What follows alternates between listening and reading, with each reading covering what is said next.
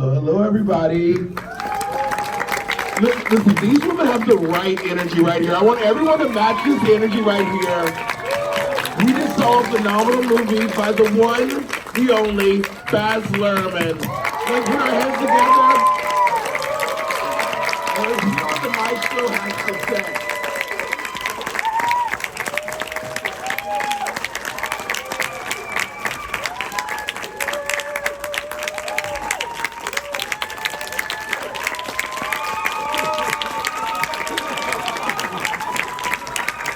Waves of power. You guys are amazing. No, you don't see people actually enjoying any concert film like they're actually at a concert. And the fact that like there were whoops, there were cheers, you all were literally like, I think, in Las Vegas for half of this movie. It was so exhilarating. Can I just like pay you to go to every screen? Is that cheating? I don't know. You guys rock out, but thank you very much for having me. Listen.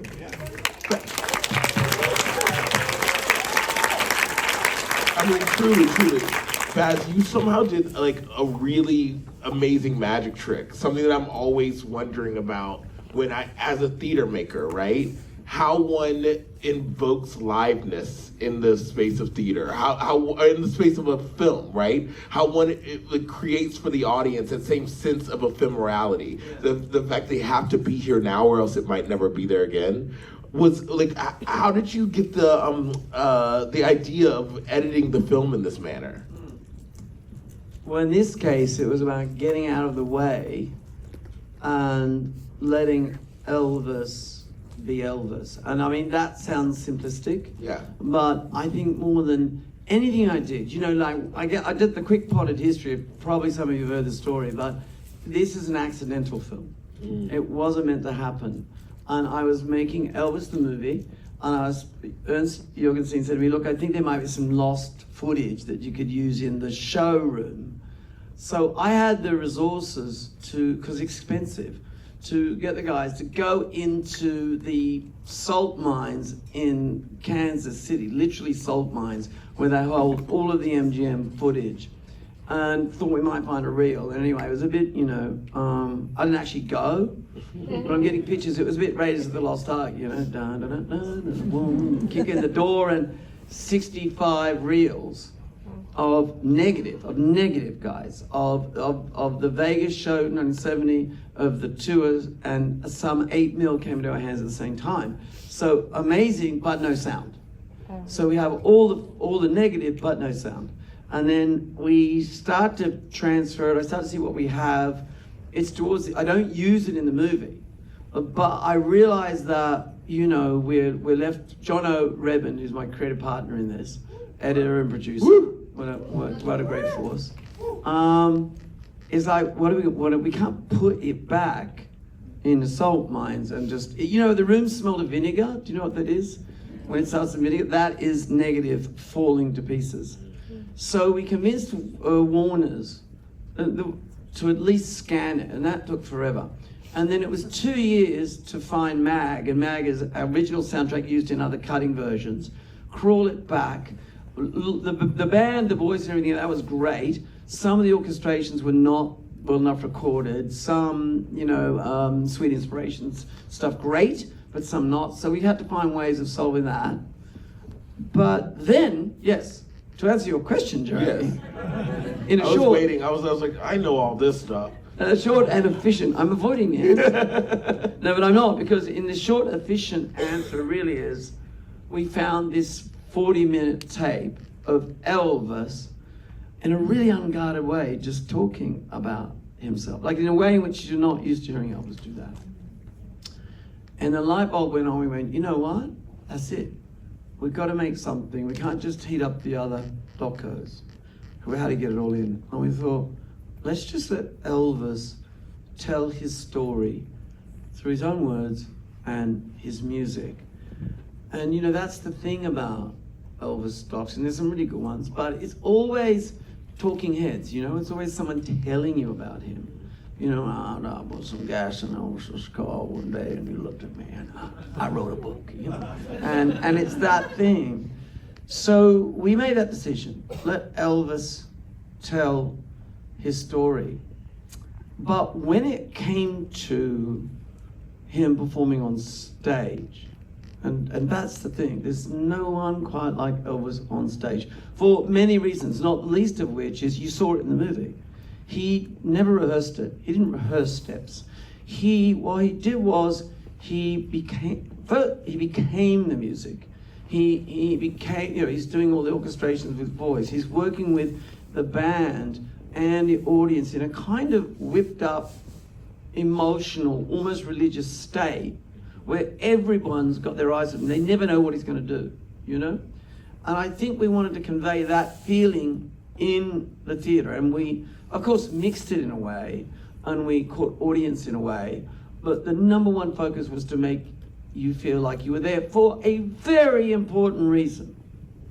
Because I think ever since I started working on Elvis the movie, the one thing I can never not think about, and Elvis says it in this film, he thinks he's going to Vegas to make an amazing show, to do one show, because I'm really looking forward to going to England, and I'm going to go to Europe and Japan, and then he does a tour around America, and then he does Vegas again, and tour around America, and then again, and again, and again, and he never goes. He never goes. And I think about what would it have meant if he could have spread his wings and have got out of that cage and have gone on that tour. So Jono and I and everyone in the music team, our devotion was to give Elvis the world tour he dreamed of but never had. And so we wanted to feel like you were there. That was an obsession. Yeah. That's amazing. Yeah. I mean, actually, you segued so well into my next question, which is, how does a boy from Australia end up making not one but two Elvis Presley movies? Like, is there not an Australian Elvis? Like, why was this singular person so big for you that you devoted, I think now it's basically like a decade to him, maybe more? Well, we have John Farnham, but you wouldn't know him, but he's a brilliant singer, but it's quite different. See, it doesn't matter how great a singer you are, Elvis inhabits a cultural space unlike any other. If you really think about the story of Elvis, it's unlike anything else. I mean, there are about one other person that would swim in his waters, meaning the most famous young man on the planet, but there's no precedent for that. There was no precedent for a teenager. That was a new invention. There he is. He's so famous, so threatening, so scary to the older generation, then suddenly, bang, the army. Very much like K-pop stars, like BTS, suddenly having to go to the army, And then within weeks, his mother's dead. And that hole in his heart, then going to the army. Then when he comes back, the colonel's got him he's the highest paid actor in Hollywood, right? River of money, but continually feeling more and more, I would say, not even just dispirited, but self-loathing about, he says it in this film, you couldn't have paid me any money in the world to feel less horrible about myself. Did those movies come to Australia? Well, there's a hook. I'm getting to my answer. I'm sorry, I was so curious though. My brain moves fast too. We've worked together before, right? I'm just teasing him, right? Because he likes lots of quick answers. No. Yes, and then, he reclaims his life back by this. He reclaims, beginning with the comeback special, and then he reclaims, he needs to show everyone what Elvis can do. However, I grew up in a tiny country town in Australia. And we have a gas station and a farm, but we also run the cinema for a short time.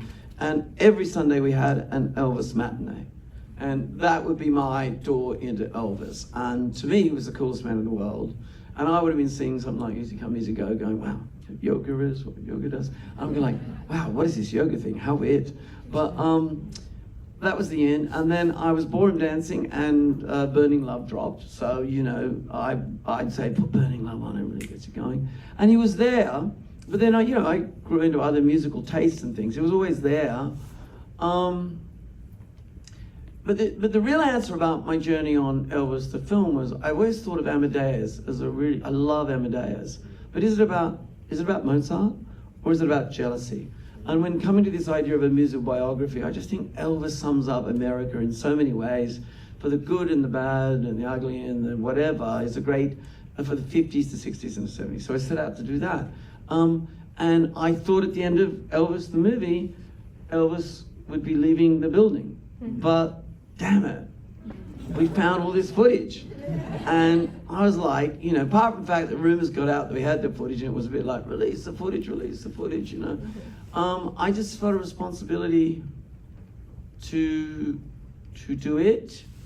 And then it became, well, you know, it was hard to convince financiers, and 2 years to get it all together, and it was on again and off again and all of that. But I just thought, like, we're gonna do it. And we're gonna do it like a dreamscape, as if Elvis comes to you and tells you a story, and we'll do it in a different way.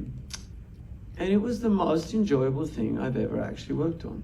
It was just so enjoyable to do. And, you know, I guess I didn't have to write it. I didn't have to shoot the images. And I knew it had been cast really, really well in the lead role. I adore that. Yeah, give them a clap. That's great. You know, I had the pleasure and displeasure of making a documentary, directing a documentary, and it was like exhilarating for me for a lot of reasons. But I also discovered in making a documentary that the sort of amount of footage and the amount of things that are available to you means that, like, it really is the truest version of killing your darlings, right? Like, my mom is so mad. She's like, you shot so much good stuff of me. Where is it in the documentary? And I'm like, all on the cutting room floor, ma'am. What was the dearest darling you had to cut in the making of this? Actually, I keep going, by the way, you're right about that. There's an old adage in editing, which is, you know, the first thing you do is you cut your favorite shot, get rid of it. Cutting shots of your mother, I think, are going to another level. I don't think I'm not sure I'd take that risk. You haven't met my mother, right? But it's the stuff, like, we had to stay on point. We made a commitment. We were about not showing a concert film, although that's such a large part of it, but letting Elvis tell his story. Yeah.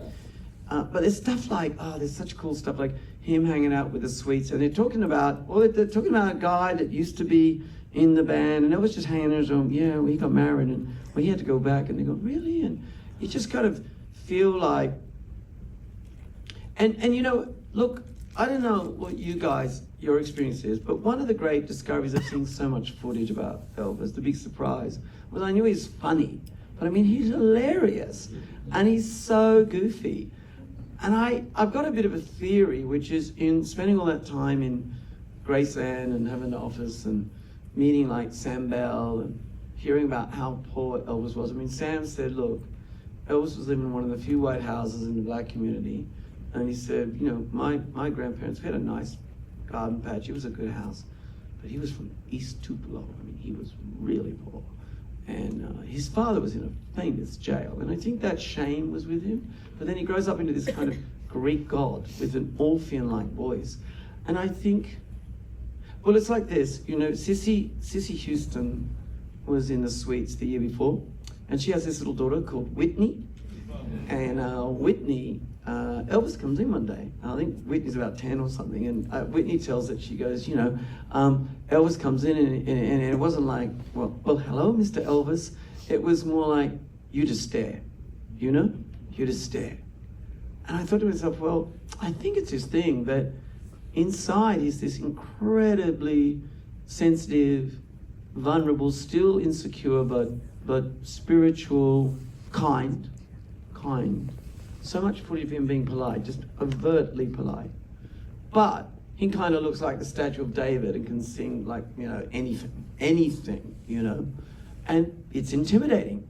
And I think the goofiness is a lot about disarming the godlike imagery and making the band feel cool, and that he's saying, I'm human. And, you know, even to the audience, I'm human, you know.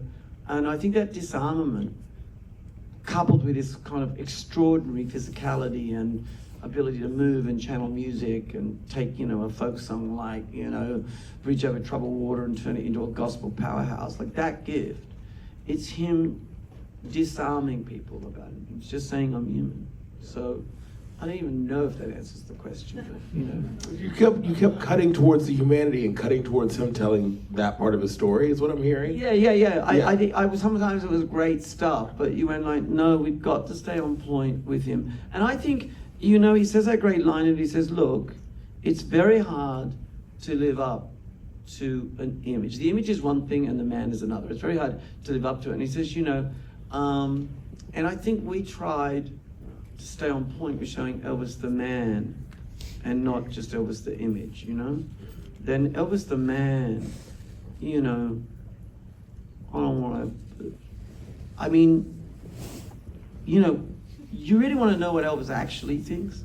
Look at the music, you know. There are people on reservation and in the ghetto, but for the grace of God, we go there, you and I. So before you judge or abuse, walk a mile in my shoes. You know, like that is someone who was about compassion, decency, civility, kindness. And I think that those qualities are inherent in the man. So we just wanted to let him speak. That's beautiful. I feel like I'm being very greedy because you and I get to do this anytime we want, but not everyone here gets to chat with you. So is it okay if we ask some questions from the audience? I love to be asked questions. Great. Oh, wow. Right, heard that? You Okay, normally, no one puts their hand up. That's great. I would pick you, but she actually raised her hand first.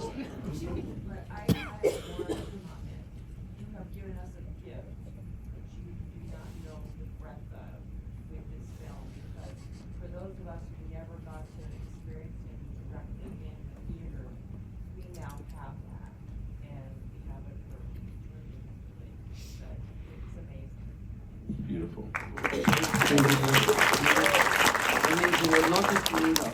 Not just to me, the group involved in making this work, and that is from Jamison Shaw or to John O. Redmond, who many a night didn't go home to the family, to Peter Jackson and his amazing team at Park Road, who with love made those pictures look like they do. I mean, I'm telling you with love, like, and Peter did the Beatles piece, and he's a Beatles guy. And when Peter saw it, he went like, I had no idea Elvis was like that, you know. And when he saw Elvis doing the Beatles stuff, you know, so, but listen, I can only be thankful on behalf of everyone for that. Thank you. Yes, sir. Well, congratulations. This is fucking great. Thank you for that. I have a comment and two questions. Sure. Can it be one question? MGM 1970 stuff. It's just, I've never seen it look so great. It sounds so great. We were at the Chinese last night. One of the best experiences I've ever seen. Thank you. Wow. So the question is number one, on the MGM 1970 stuff. Yeah.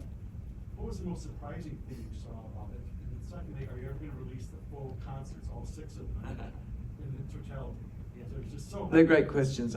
Look, first of all, by the way, some kids sometimes say, no tea, no shave, but they go like, oh, don't get so excited, it's AI. There's not a frame of AI in this film. I can talk more about AI, I'm not frightened of AI, but the one thing AI does is it does something like, and it's really impressive, but what makes human beings and a soul is not our perfection, which AI does very well, it's our imperfection. And it's Elvis's chaos and imperfection and unlike any other that makes him who he is. So the reason the pictures look so great is that we had the negative, and it was anamorphic 35 shot on. Anamorphic, now technically what that means is it's kind of squished on the 35 meg, but when it's opened up, so it's kind of moving towards 70. And Peter and his team were able to take out aberrations. What they do is any tiny scratch, and they allow the grain to breathe in it. And that allows us to, when we took the colorization into it, we could match pretty much the maximum representation of that film as it would have been. You know, like those movies that were shot in anamorphic 35 back in the day, they look so rich in color. So there was that. As to your second question, yes, there is so much more footage, not just of that, right, but of the 16, that we have all of Hampton Road, the entire concert, right? Now, yeah, there's no question about it, and he's absolutely at his peak, you know, and like I just walked in at the end there because I wanted to just catch your vibe, And we're doing Caught in a Trap. And you know in the original doc, he always finishes with the kind of bend and that, but that bit where he goes, the girls are going, and he's teasing the girls, basically he's sort of going like, nah, you don't know when it's going to end, you know, keeping them on their toes. That's not in it, that's something not seen before. I just feel, I mean, I do have to move on. There are other, you know, things I got to get to, but I've come to peace with the fact that I think probably Elvis will never quite leave my building, and so I will set up a team, right? By the way, it's all about this weekend. If we get enough of a number, not this weekend and the following weekend, if we get enough of audiences in there, and that's why I talk out to the, you know, EPiC Corps, the foot soldiers. What do you know? I didn't know we had sergeant majors in the house, right? Wow, you're great. But listen, it is about, I tell you what the most gratifying thing is so many people are a bit like, oh yeah, Elvis, he's a Halloween whatever, and someone's dragged him along to the show, and they've come out going, I get it. I'm totally converted. And I think if we do that well, that proves a viability to get on and set up a team to do the rest of it. So, you know, my hope is that progressively over the years, nothing goes to waste, you know? Yeah. Here's the very last one. I'll come to you guys. You deserve. Oh, yes, of course. We'll do Sorry. We'll do a couple more. Yeah. Hi. Hi, Victory, Skylar. We're from the Pink Cadillac. I had a. You are the best. You guys. You are amazing. It's an honor to meet you, and this whole time you've been talking about how your door to Elvis was your matinee, and our door to Elvis was you because of your movie in 2022. So this is like what you're talking about is this happened to us. Like we're here because of what you did 4 years ago. We know it's gonna happen again after people see this movie. We're pushing for non-Elvis fans to get in those seats. So what is something that you hope people who are non-Elvis fans learn and get from EPiC? Well, I'm gonna throw it back on you guys. I mean, in this way. No, I don't want to put you on the spot, but presumably was the film a kind of door into Elvis for you, the drama film? Yes. How aware of Elvis were you, or what was your? You can be honest before that. Were you already predisposed to sort of being into Elvis? Yeah. For me, my dad had played music Yeah. during Christmas time, so I Yeah. knew Elvis. He loved vintage stuff. Yeah. What about you? I didn't know any. Well, you are literally the scientific experiment I need.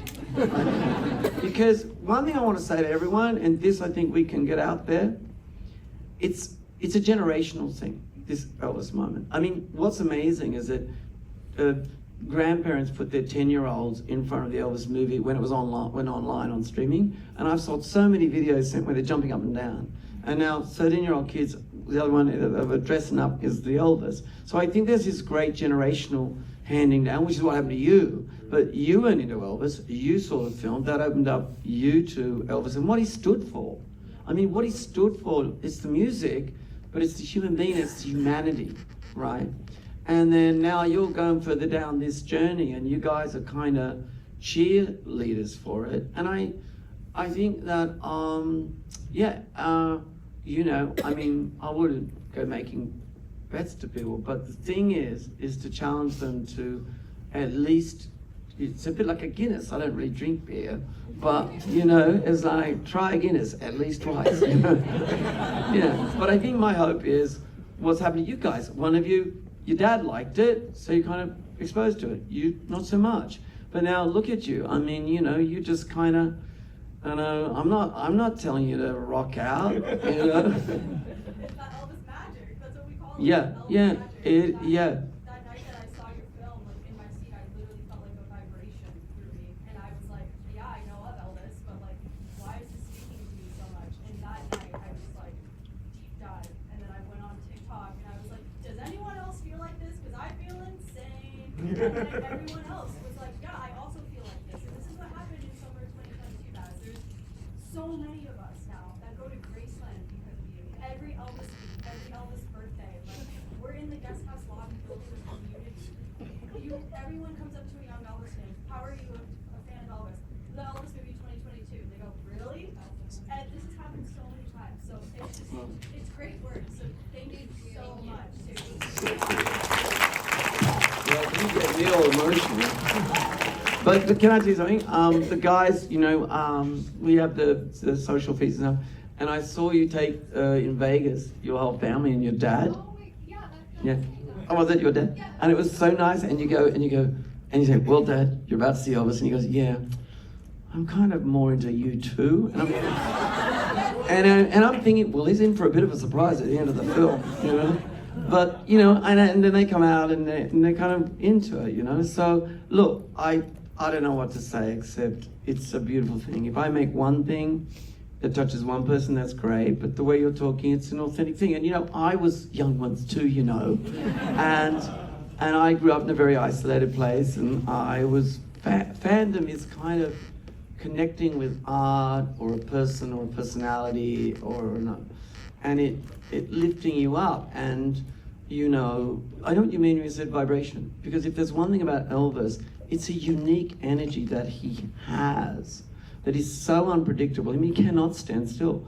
And when he's on stage and he interprets a song, that energy live comes across the footlights. But in a film, it comes across the screen. And I think that's what you're feeling. It's the energy of Elvis. So, no, thank you.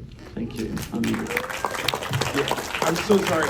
We do have to go, but I do have to say that almost made me cry because I'm only up here because when I was 8 years old in like a really small town that, like, you know, Martinsville, Virginia, you'd never heard of it. I got infected by theater, right? Because I saw a screening of Romeo and Juliet, and I was like, I don't know what this is. And then I saw Luhrmann and everything he made.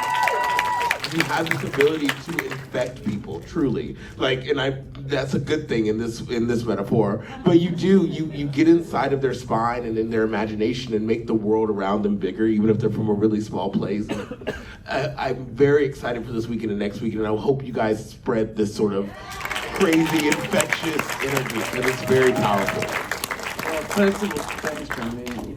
This is a great young artist himself, and he inspires me, as all young artists do. And then I'm just going to finish off with one ridiculous plug. The album is dropping tomorrow night at 12, all right, and a single. So let's finish up by all saying together, 1, 2, 3, is the phrase, play the hell out of it. All right, thank you very much, guys. Really appreciate it.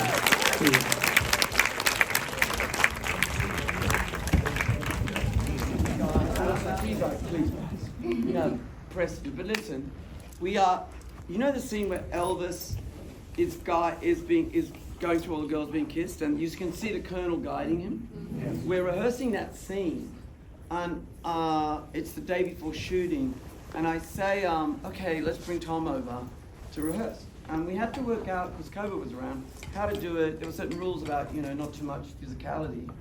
And the first assistant comes over and says, oh, Tom's gone. And I'm like, should I say something? You know? And he goes, no, I think he's got that cold thing, that flu thing. And the next thing, there's dudes with hazmat suits. We're back on the stage, shut down, the film's over. And I literally going, wow, this is real. I look up on CNN and it says, Tom Hanks has COVID. And in that moment, the entire world took a breath and went, this is real. And the film was over. And for a while there, I was a bit like, oh, well, I'm off the hook. I don't have to live. And I went on and I went to Austin and I said, look, there's no way we can go on. You've got to go back to the US. We were shooting in Australia. And he said, I'm not leaving. I'm not leaving. And I rang Tom because he got over his sickness. And I said, look, I think we got to push forward and do you up to it. And he said, look, let's just wait till February. This was like in November until it's all over. I said, what I'm hearing is it's not going to be over in February. And he said, well, can you shoot me out by Christmas? And I said, yeah. And what I'm talking about with Austin, he just stayed. And even though everyone was saying the film was over, he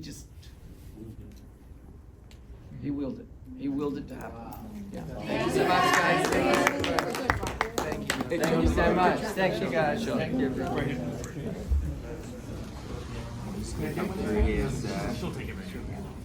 Thank you so much.